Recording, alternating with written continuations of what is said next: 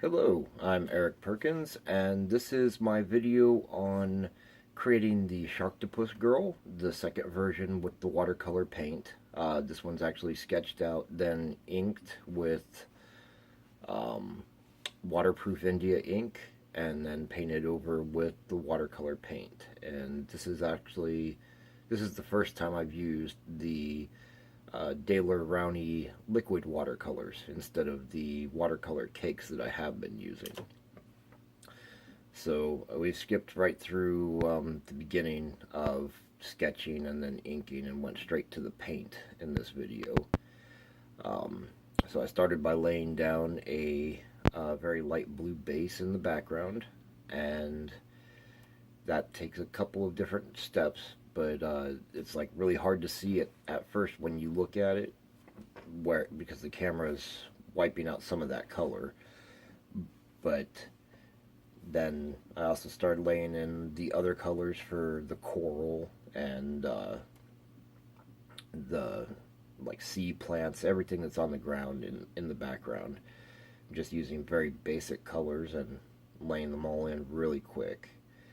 The pink ended up being a little bit heavy. It actually covers up the ink lines right there in the beginning, but as it dries, that the ink lines show back through it again, which was a good thing.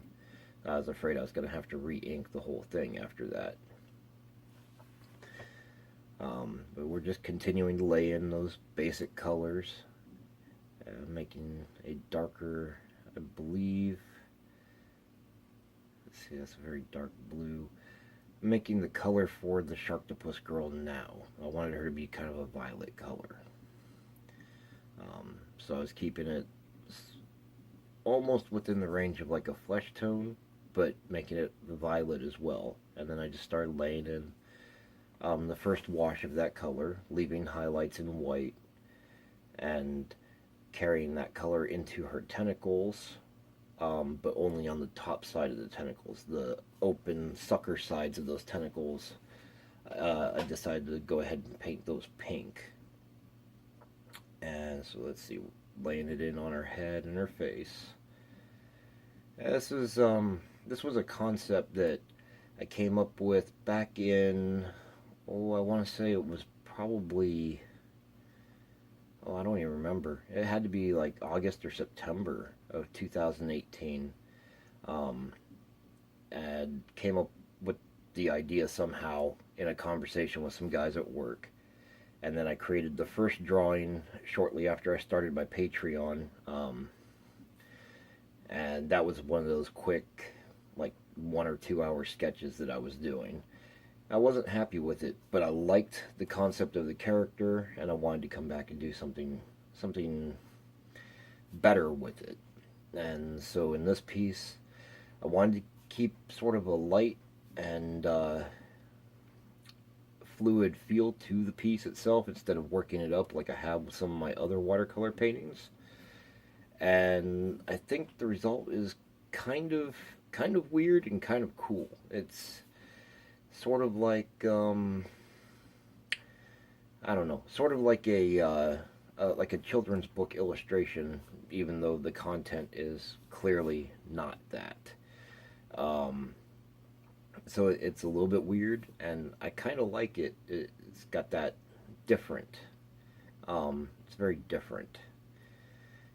And let's see. So at this stage, I'm adding some more value into that purple, trying to build up some form in the darkness of the character, like the shadows and recessed areas. And let's see, the blue is starting to show up a little bit there in the background. I'm not sure if I'd laid in another pass on that yet or not, but there will be a few more.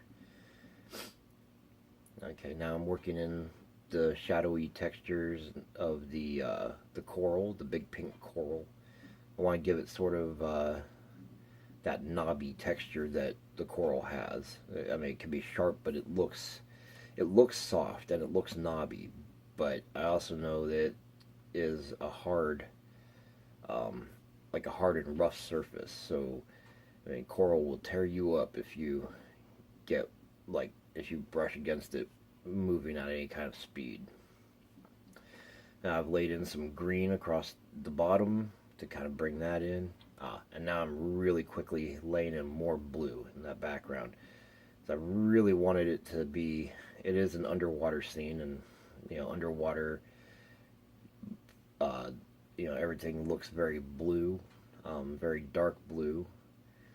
And so I just need to build that up some more.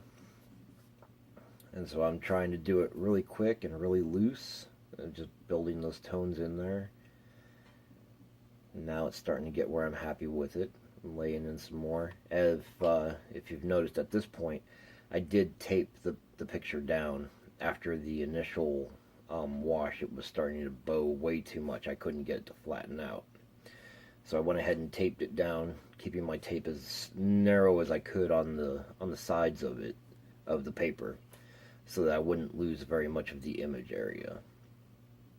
And then at the end, I go over those. I think I did it off camera, just trying to make the blue blend in with where the tape was, so that would not be as noticeable.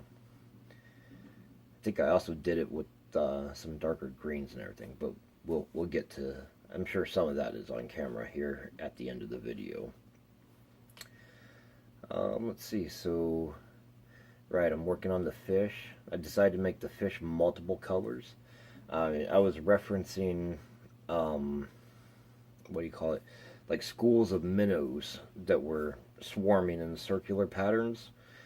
And of course they were all gray and silvery, which is, I mean, it's cool, but for watercolor that it would not have really worked with this picture. So I decided to make them all different colors, and just keep it really simple. The bad thing is that they were very saturated with color, and they were kind of distracting. So I do end up taking a few steps later on to try to knock that back down and bring everything together. Let's see. Yeah, I'm just going through trying to color the fish randomly and not repeat too many colors, or paint too many of them the same color, like right in one area. And that was a lot of little fish shapes to draw for this. A lot of them.